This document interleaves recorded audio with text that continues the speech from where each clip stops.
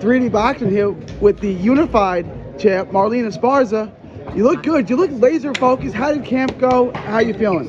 You know, it's a cliche when everyone's like, oh, it's the best camp of my life. But it really has just been, I'm growing every fight. And this is the next tier of that. I keep adding to my toolbox. And I feel like this time we've added something a little bit extra special. So I am really locked in. I am focused. This isn't a joke to me, and I'm not here to fuck around. So I wanted to comment on that. You're usually laughing and smiling, lighthearted. You seem extra laser focused and locked in. Are you treating this as if it's perhaps the biggest fight of your career? it is the biggest. Every next fight is the biggest fight. But no, definitely, I think that I'm completely overlooked a lot. I've already, I've done a lot for the sport of women's boxing. I have the Ring Magazine, the WBC, the WBA. I'm going for the WBO. I've gone to the games. I've done a lot in women's boxing, and now's the time to show that I am who the fuck I say I am. Because I'm tired of I'm gonna knock you out. Well, we'll find out. So I'm pretty pissed off. I'm not here to fuck around. You're an Olympian. You're multi-time world champion. Do you worry? Do you concern yourself with where they rank you pound for pound and how you're considered and how you're ranked amongst the best women in the world? Does that play on you? Or does it matter where they where the media and everyone ranks you? I'm ranked in the top 10, 7. But honestly, it matters. But the focal point is to do what I'm supposed to do and make sure that I improve, make sure that I stick to the plan that me and my coach James Cooper have, make sure that I perform the way I'm supposed to perform, and the ranking will come up the way it's supposed to come up. I've talked to you a couple times before. This is the fight you've always wanted. You've always prioritized being undisputed. That's always been priority 1, 2, and 3 for you. Did you feel like with the cancellations and the postponements and her visa issues that this was never really going to happen? Did it ever this isn't going to happen? No, I knew it was going to happen because I need those belts, and it's boxing. The belts are what matters, and I know that eventually, we have to become unified and eventually possible undisputed. So I wasn't worried about if it was going to happen. It was more about when it's going to happen. But everything happens for a reason. I really thank God for that.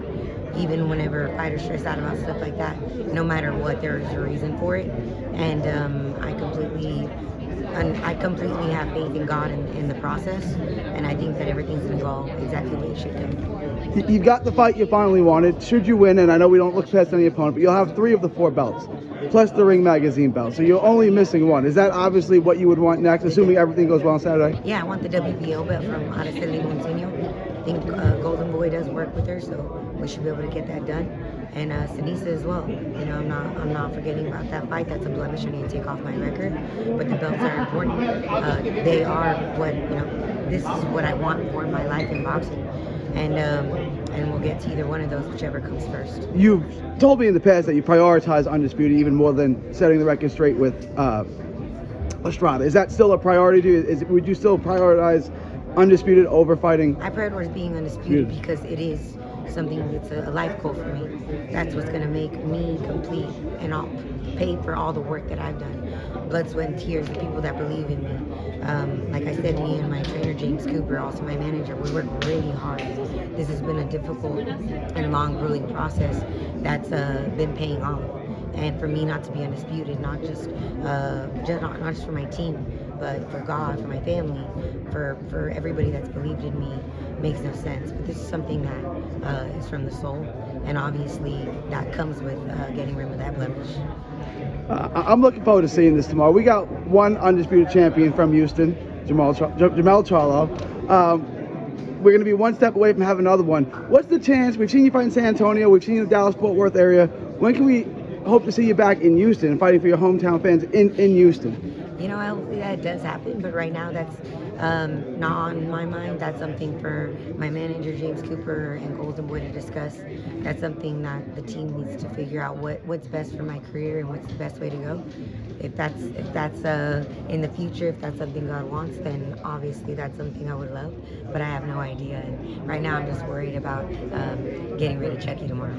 I do want to ask you one last question about your fellow Houstonian, Jamel Charlo, fighting Canelo next 2 months from now or so.